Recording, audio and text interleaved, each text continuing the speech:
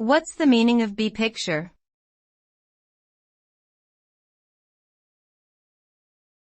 B-picture.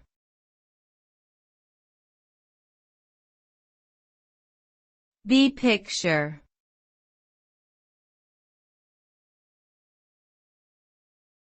B-picture.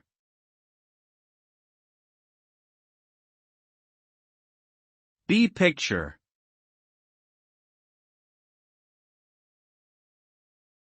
The term B-picture was commonly used in the mid-20th century to classify low-budget films that were produced as part of a double feature. These films were generally seen as inferior to more mainstream productions in terms of their budget, technical quality, and artistic merit.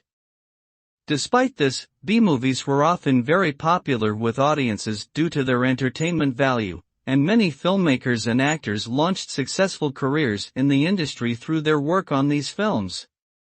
Today, the term B-picture is less commonly used, but it remains an important part of film history and the evolution of the industry.